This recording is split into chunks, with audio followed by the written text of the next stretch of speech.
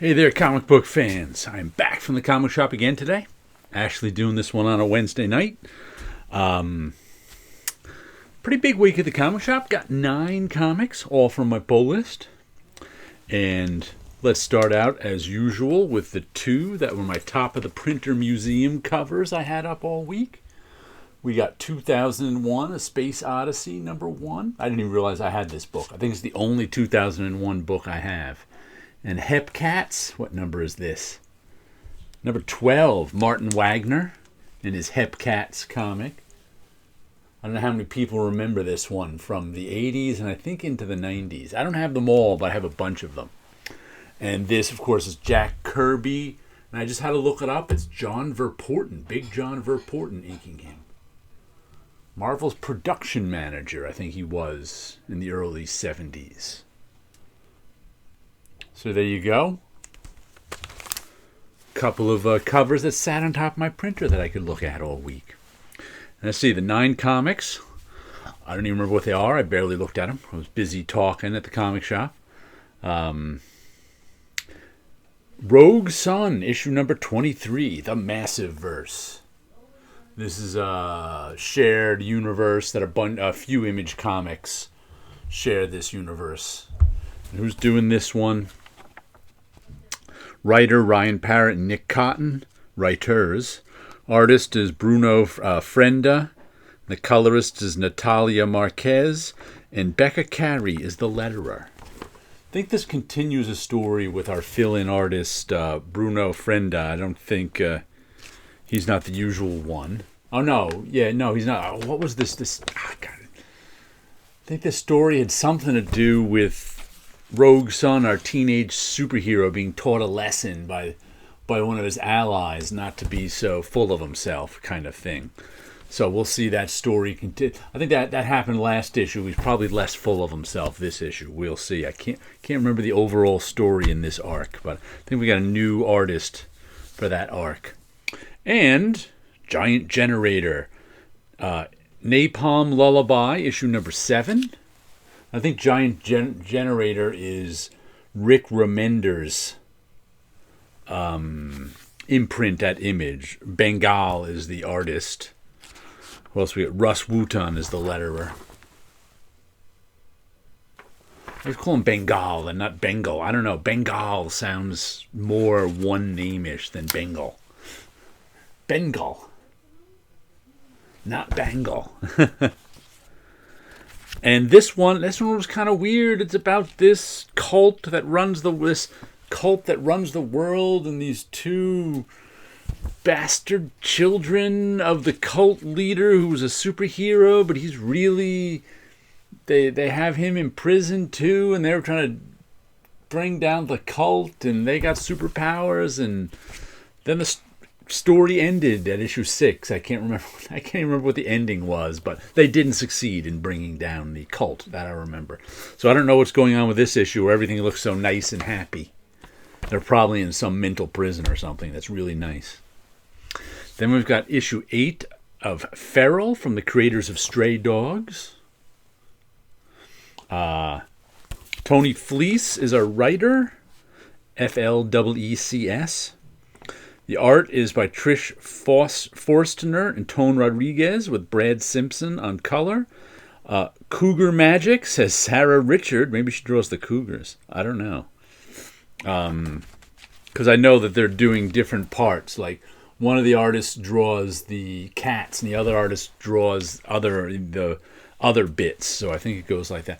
But this is it's sort of a zombie story with cats in that this, big rabies outbreak happened, and that's turns the animals into rabies victims and almost zombies, and the humans had to shut down this whole area, and they were hunting all of the animals in that area, and our hero cats, the stars of our story, were out in the wild. They got out of their house and they were looking for someplace safe. That's what this whole story's been about. So sort of a zombie story with cats. It's been good. And then we've got Creepshow, Volume 3, Issue 3. I think this is another Martín Morazzo cover, right? Martin Morazzo and Chris O'Halloran. I think that's who's been the ones I've been getting, the A covers. It's tough to tell with the zombies. And I don't see a signature. But I think those are the ones I've been. I think he's been doing the A covers. So, but this is a horror anthology. There's 2 stories. Oh, there is his art. He's the Ice Cream Man artist, so I recognize that right away. Who do we got here? Chris Condon is the writer. Martin Morazzo is the artist. Chris O'Halloran, colorist. Pat Brousseau, or Brousseau, not sure how to say his last name, is the letterer. I think I like Brousseau. I think I'm going with Brousseau. True-ish Crime. John Arcuti's the writer. Sean McManus is the artist, and Pat Brousseau is the letterer. There's a cool page. Top grade horror, 100% pure creep show. I've been enjoying this. I've enjoyed all 3 volumes. I really like the covers on it, though I'm only getting 1, of course. The other covers are pretty nice, too. Now we've got Babs number 4. Who's doing this? Garth Ennis and Jason Burrows on the art. This is a sort of tongue-in-cheek, comedy-ish, barbarian story starring Babs.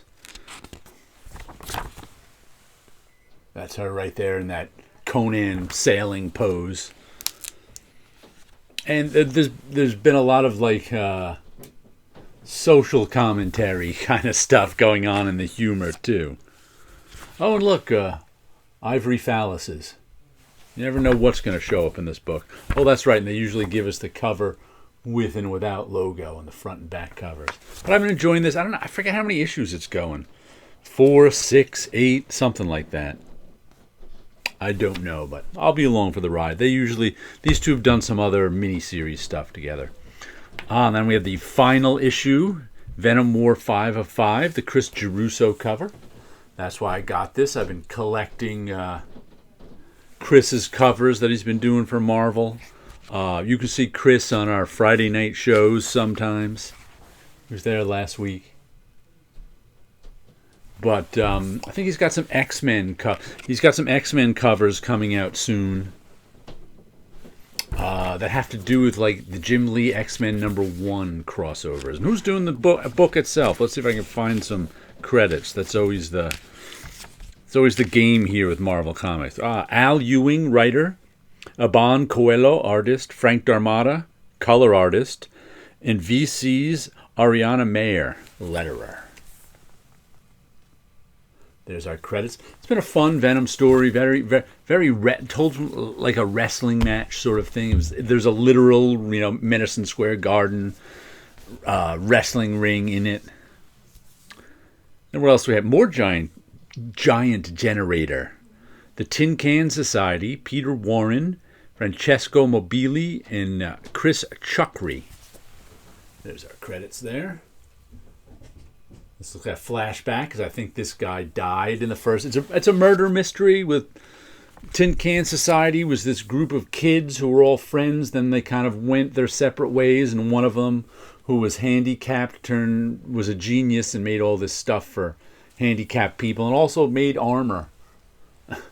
And now someone bad has killed him and stolen the armor.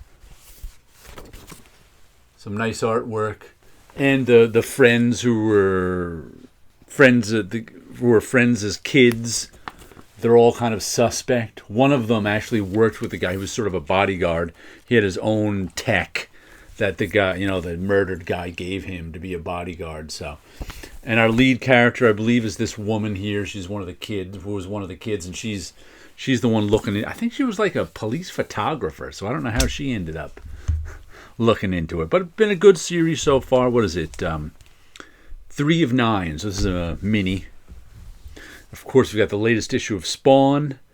Rory McConville, Brett Booth. Who's this? Corona and Nugent. What are their first names? Adeleso, Todd Farland, page 1 inks. And Danielle Henriquez, page 14 inks. There's our credits. I don't know why. I guess Todd McFarlane wanted to ink a page. now the war for see who's the ruler of hell is over, and now they're back on Earth, and it's a battle. Everybody who had superpowers from heaven and hell got depowered, and now they have to fight off vampires who have been killing the depowered heaven and hell people. And of course, Spawn wants to stop it all. Let's see our last one. America's Greatest Comic Magazine. Another Erik Larsen smash hit. Savage Dragon 273. I always enjoy Savage Dragon. I have all 273 issues. Was that the same image, different styles? Who did the back cover? Ken after Larsen. Okay. Savage Dragon's always fun. Gives a nice big double page splash, and this second and third pages like Mike Grell and Warlord used to do. Superhero action, adult stuff. It's rated M for mature, so sometimes there's sex stuff in it. But I always enjoy it. Been enjoying it for years and years, so it's always on the pull list. Now let me show you a little something what I got done, what I got back here. I think I left off at Dreams of Things 254 with a nice giant eye. I've been doing more of these paste down things that I showed you last week on some of my 5x7 cartoon art cards. I showed off some of them. I have a Patreon in case anybody ever wants to wander over there. The link's down below where I show some of that stuff off. But here we go with an eyeball looking at us, couple of puppet mod people hanging out by their house, and a third level of this angry looking woman. I'll say woman because she's got long curly hair. I never think any of the long haired characters I draw are dudes, even though I got long hair. There's a weird thing. I kind of like the way this one came out. It's got a strange, different kind of space than my normal ones. Especially that space in the middle looks very 1960s to me. All right, so there you go. A little bit of artwork, some comic books. You guys have a good week out there.